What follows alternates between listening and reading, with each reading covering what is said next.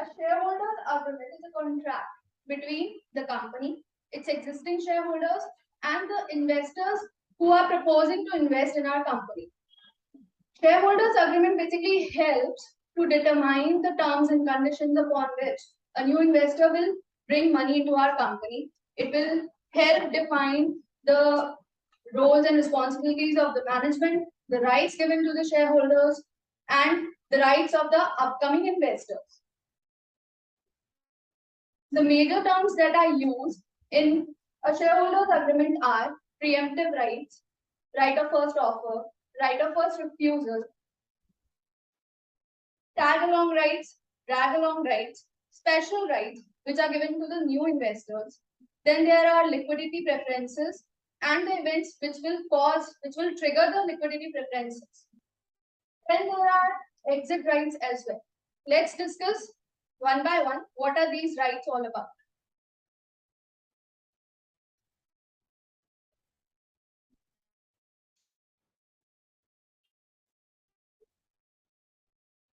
Let's discuss preemptive rights first.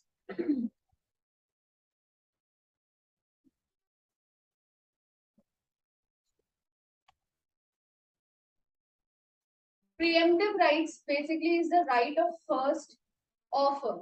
It is mostly like a right issue. These rights are given to the existing shareholders which have already invested in the company. It gives the right to the existing shareholders to exercise the new issue which the company is bringing. Though they have the right, it's not their obligation that they have to buy. They can totally refuse not to buy the extra shares, but it is their right. It basically protects the existing shareholders, minority shareholders, so that their percentage share in the share capital does not get diluted. Next is right of first offer. Right of first offer is basically the right of the existing shareholders that whenever the company is bringing a new issue, they will get the first right. They will have the first right to say whether they want to invest into the more shares or not.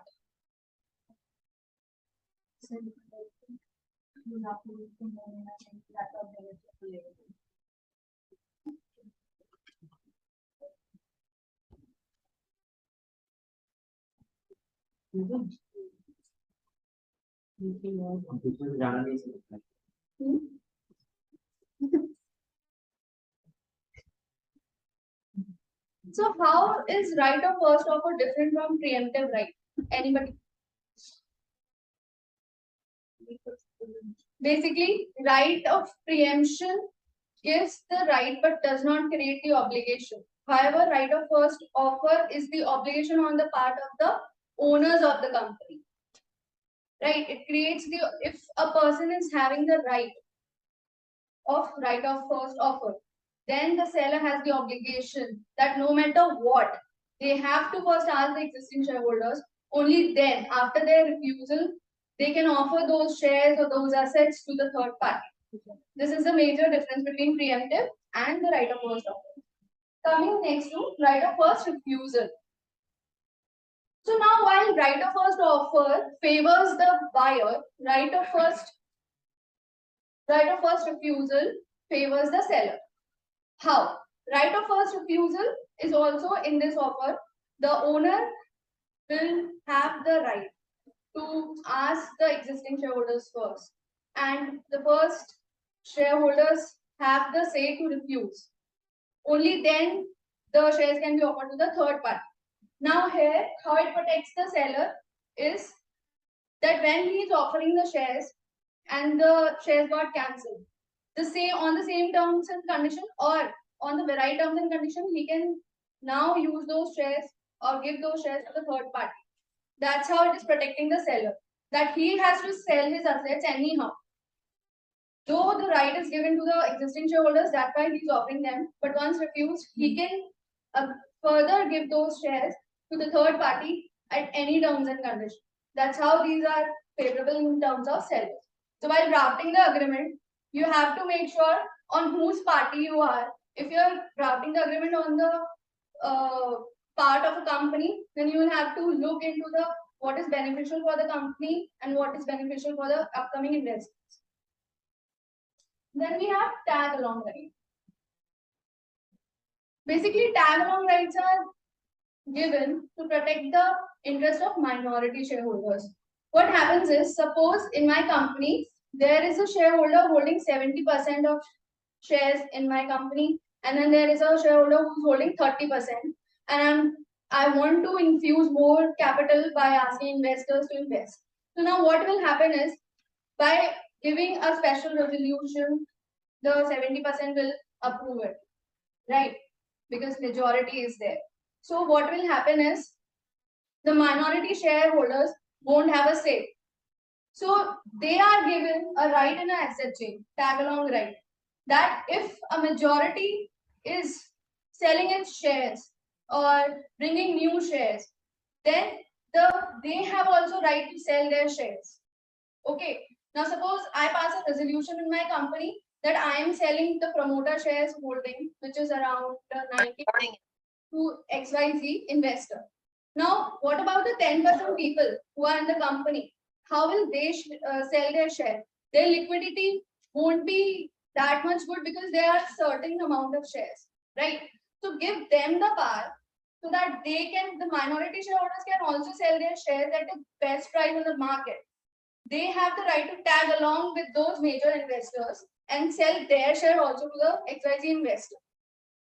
So that's how it protects the tag along right holders. Okay. Next is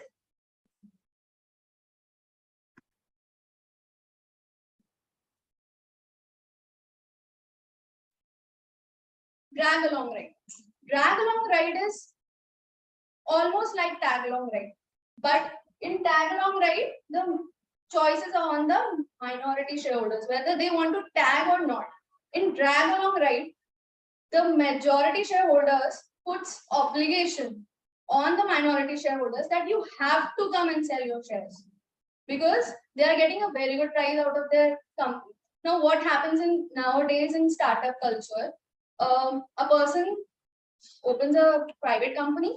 They have a very brilliant idea, but they do not have the capital to invest. So they sell their idea along with the company to venture capitalists. And venture capitalists, being big top shots, they want to have a complete control over your company. So they ask the investors, the already existing shareholders, to sell all your shares to us. Give your company to us, we'll make it a wholly owned subsidiary of our company, and we'll run your business for the XYZ amount. Okay. So drag along right will help the already existing shareholders to sell all the rights. Suppose if my company, I am holding 90% and a person is holding 10%, and I want to give to that venture capitalist my 90, the venture capitalist will ask, I want those 10 also. Why should I dilute my say? Right?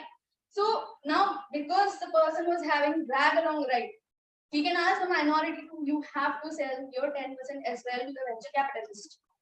Okay, so now the difference between drag along and tag along is, drag along is basically favors the majority shareholders when they want to sell their part, right? And tag along helps the minority shareholders when they don't want to be left behind while the promoters are leaving the company.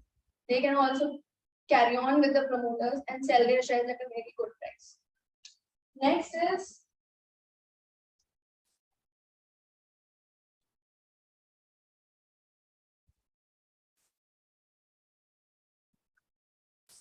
anti-dilution adjustments. For this, you first know what is dilution. Dilution is, me and my friend have opened a company with 50-50%. Now, if I'm bringing 2 more people in my company, our percentage will dilute to 25, 25, 25, 25. This is dilution, right? So, anti-dilution adjustment clause helps the existing shareholders or the incoming investors to protect their share capital hold in the company, right? For example, today my existing investors are holding 25% in my company, and because of the new infusion of new capital and new investors, so that their say in the company, their hold in the company does not dilute, these are given. Okay, so they basically helps to not dilute the shareholders, because venture capitalists are investing on the proposed outcomes of the company. We would say how they are going to perform in the future, and they only invest when they know that this company is going to be brilliant, right? Like in Baiju's case, when the investors were investing, I have gone through Baiju's SHA. There is anti-dilution agreement, and the percentage of anti-dilution in each agreement differs. They use different rates. Internal rate of returns are determined on the valuation, based on the valuation report given by the merchant bankers or chartered accountants or registered valuers, and based on those internal rate of return, the anti-dilution is determined, so that they does not go. Now, to protect anti-dilution, many methods are adopted, like ESOP pool is created, because obviously they want to bring the expert people in this company, so they want to retain them and they offer ESOP, right? So the pool is created, so that again, when the ESOPs are given allotted to the people, their share does not dilute. Their share does not dilute. They still hold the same percentage. So it's another, it's a huge topic, so we can discuss it later. Let's move on to the next topic. Affirmative voting matters. Okay, these are the agreed matters which are put into a contract in a shareholders agreement majorly. There are of two types, protective and participatory. Of protective, affirmative voting matters are basically say that a person, the board of directors or the management of the company have to first take prior approval of the existing investors or the incoming investors before deciding anything important, like sale of an asset or block of a company. It is a huge matter. Sometimes the companies are selling their IPRs or assigning their IPRs. It's a big matter.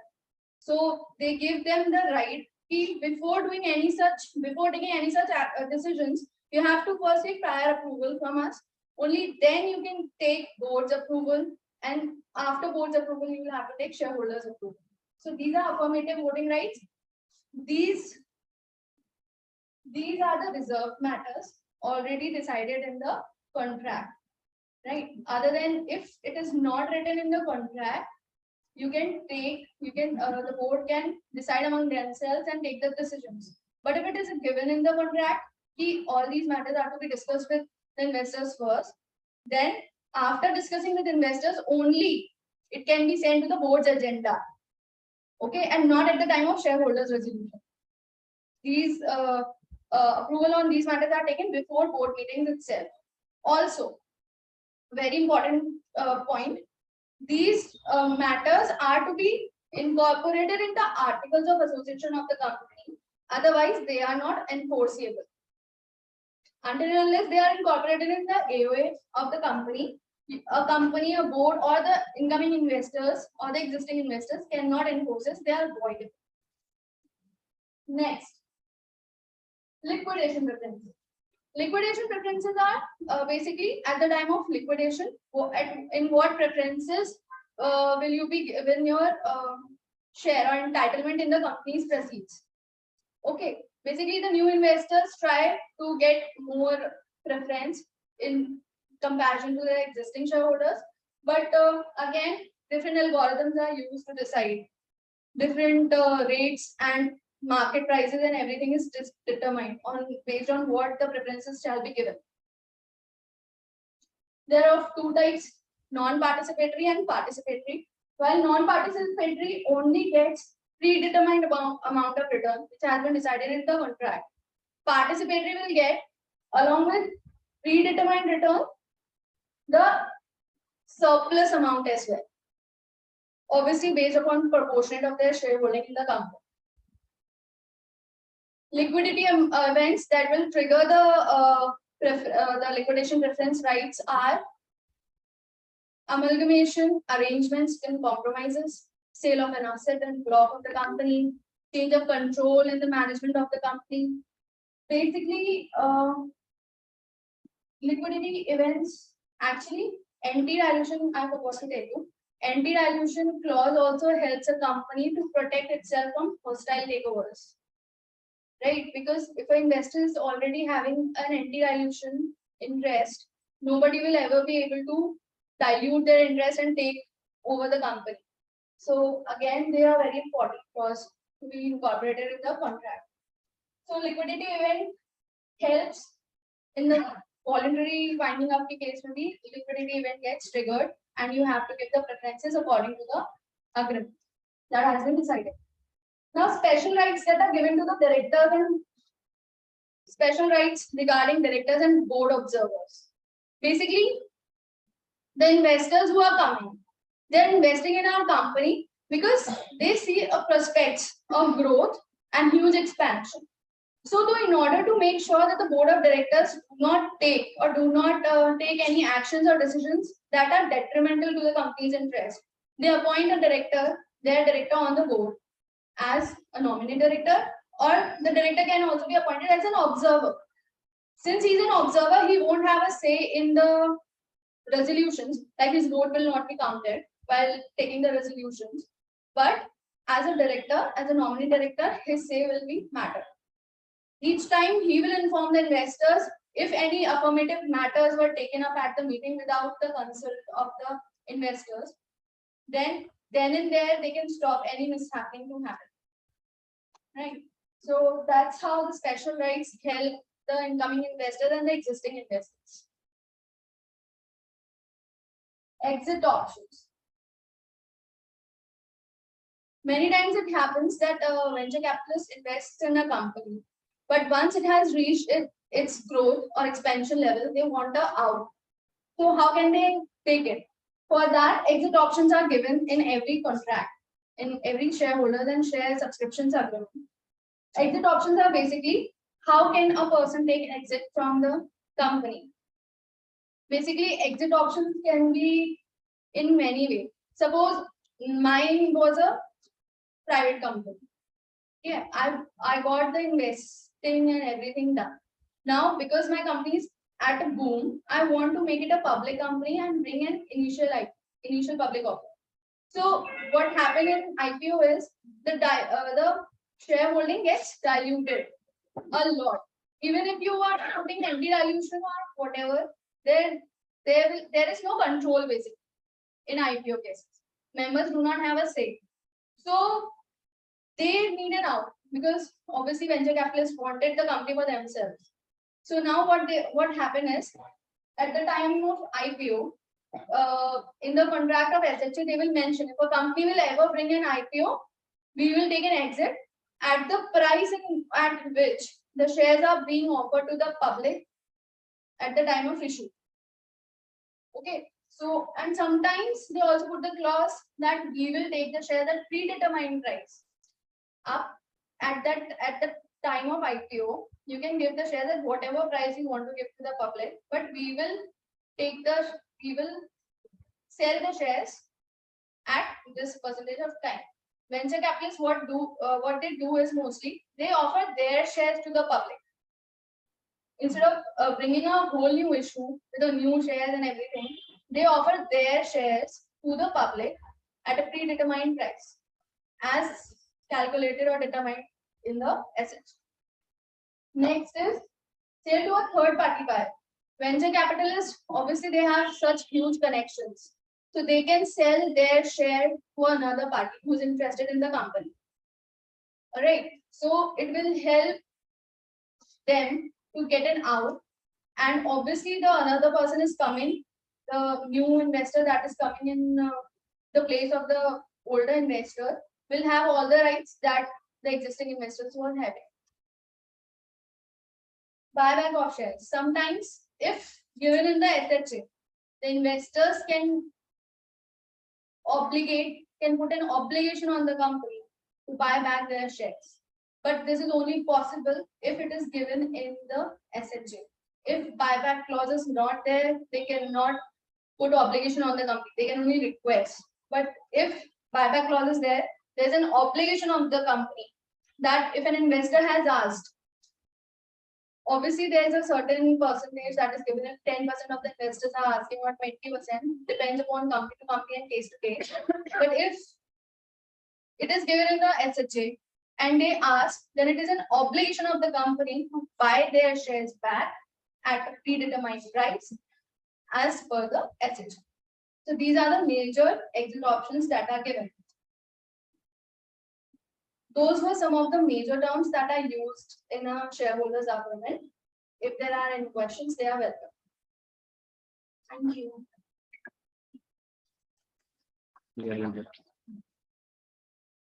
Any question?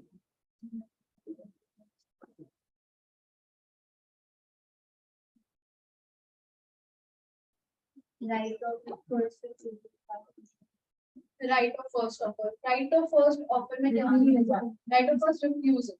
Right of first refusal में जो holder है right का, उसके पास right है कि वो पहले refuse कर दे, ठीक है.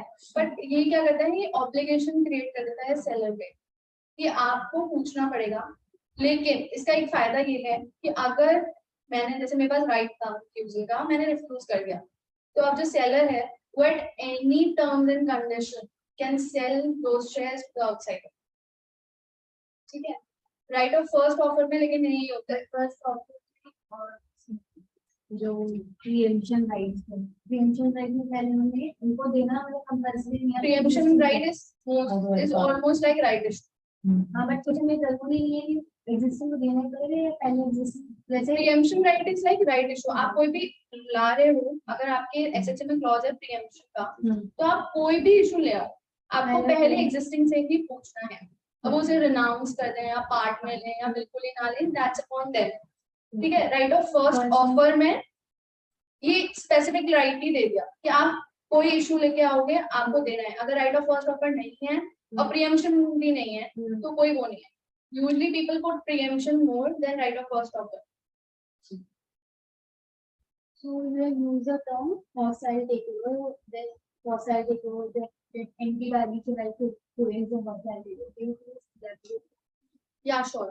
Anti-dilution, what happens is, I entered into a agreement with a company, ठीक है. I'm the investor. मैंने अपना anti-dilution clause डलवाया कि at any point कंपनी में at least 25% स्टेक रहेगा ही रहेगा, ठीक है, या से 35% रहेगा ही रहेगा, ठीक है. सो अब किसी को टेक ओवर करना है कंपनी को, ठीक है, वो बाहर से लेगा या कैसे भी करके लेगा अपनी कंपनी में shares. But still just because मेरे पास एंटी डाइल्यूशन का वो है क्लॉज, मेरी शेयर होल्डिंग डाइल्यूट नहीं होगी, भले मुझे उसके लिए एक्स्ट्रा शेयर्स देगी कंपनी, ठीक है. The company will have to issue me extra shares, ठीक है, so that my holding in the company does not change. At all the points मेरे पास 35% होगी. And if I have a fixed percentage share in a company, and take over के chances बहुत कम हो जाते हैं, because यहाँ तो अभी सिर्फ एक ही इन्वेस्टर है जो 35 मांग रहे हैं. ऐसे बहुत सारे होते हैं who wants 10% at all time. Some wants कि हमारा at all point 26. Mostly people go for 26%. Because उनके पोर्टफोलियोज वगैरह में काफी इशू रहते हैं, उन्हें अपनी रिपोर्टिंग नहीं करती है स्टॉक एक्सचेंज पे, तो पीपल मोस्टली गो फॉर 26%. तो इसलिए तो अगर बहुत सारे इन्वेस्टर्स अपना फिक्स लेके चलेंगे तो टेक ओवर के चांसेस बहुत कम हो जाते हैं. अनटिल एंड अनलेस तो इनकमिंग इन्वेस्टर है वो ऑलरेडी जिनका एंटी डाइल्यूशन है उनके शेयर्स परचेज करें. Like if I have the right in the agreement to sell my share to the third party, जैसे लास्ट वाले उसमें exit option, तो मैं उस थर्ड पार्टी को अपने बेच के निकल जाऊंगी. होता है ऐसा, बहुत लोग बहुत टाइम्स स्टॉक मार्केट में people do that. They check the SHAs of the company, they contact the investors who are having maximum percentage in the company, तो third party sale करके उनकी जगह ले लेते हैं. That's how takeover happens.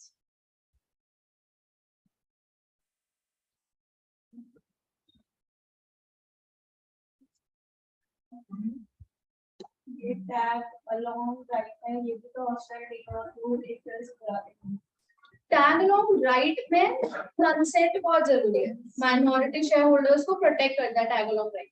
मतलब minority खुद देना चाहता है। अब जैसे यार मेरे पास 2% है, तुम्हारे पास 3% है, रूपाली के पास 5% है, हम अगर अपने शेयर्स मार्केट में बेचने जाएंगे तो ऑब्वियसली हमारे इतने अच्छे कॉन्टैक्ट्स नहीं है, बीइंग नॉर्मल लेमन इन्वेस्टर्स हमारे इतने अच्छे कॉन्टैक्ट नहीं है कि हम बड़े बड़े वेंचर कैपिटलिस्ट को कॉन्टैक्ट कर सके और हाईएस्ट मार्केट प्राइस में बेच सके। तो जो मेजॉरिटी शेयर होल्डर्स होते हैं वो अपने कॉन्टैक्ट्स का यूज करके they take out the valuation report and all these things, वो ये सब करके एक हाईएस्ट प्राइस अपने शेयर्स की डिसाइड करते हैं और अपने शेयर्स बेच देते हैं। होता क्या है कि जो माइनॉरिटी है वो अपने बेच नहीं पाते, उनकी लिक्विडिटी खत्म हो जाती है। तो इस चीज को बचाने के लिए टैग अलोंग राइट दिया जाता है एग्जिस्टिंग शेयर होल्डर्स को, स्पेशली माइनॉरिटी शेयर होल्डर्स को, कि कभी अगर प्रमोटर अपना शेयर बेच के निकल रहा है कंपनी से फॉर वट एवर रीजन, तो माइनॉरिटी शेयर होल्डर्स भी उसके साथ अपना शेयर बेच दें, वरना उनके शेयर्स की लिक्विडिटी बिल्कुल खत्म हो जाएगी, क्योंकि ऑब्वियसली कंपनी विल क्रैश। उसका फाउंडर, प्रमोटर, जो मेन मैनेजमेंट बॉडी थी वही पूरी खत्म हो रही है, चेंज हो रही है। तो उसके केस में स्टॉक एक्सचेंजेस में यूजुअली प्राइस काफी फ्लक्चुएट हो रहे होते हैं, तो माइनॉरिटी शेयर होल्डर्स का कोई से नहीं होता। To protect them tag along rights उन्हें दिया जाता है कि आप भी हाईएस्ट प्राइस पे उनके साथ बेचो, but it's an option, obligation नहीं है। अगर उन्हें लगता है कि नहीं हमें नहीं बेचना, they can stay put. But अगर मैं मेरे में प्रॉपर्टी शेयर होल्डर है तो ठीक है, मान लो 75% है, 25 माइनॉरिटी है, ठीक है, सारी माइनॉरिटी बेचना चाहती है। एक इन्वेस्टर आया, वो बोलते हैं कि मेरे पास 75 है तो माइनॉरिटी में 25% 24% कुछ आ रहे हैं, ठीक है, माइनॉरिटी अपना सारा देगा, तो यहाँ तो एक तरह से हॉस्टिल टेकओवर हो गया। हाई प्राइस दे देगा minority, it's an option basically, obligation नहीं है, ऑब्लिगेशन नहीं है, ऑप्शन है। यहाँ पे आप देख सकते हैं, तो ये भी होना चाहिए।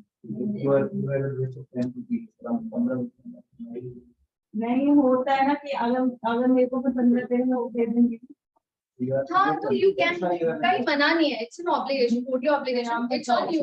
बट being majority having 75, अगर वो 75% किसी से 100 रुपए में, तुम्हारे 10 रुपए के शेयर को 100 रुपए में बिकवा रहे और तुम 15 में बेच दो तो लॉस तुम्हारा ही हो। That's how it। मेरा था मैंने भेज दी, यहाँ पे सब लोग माइनॉरिटी के वही माइनॉरिटी, तुम्हारा तो से वही चला गया ना, जो थर्ड पर्सन आ रहा है उसका बात।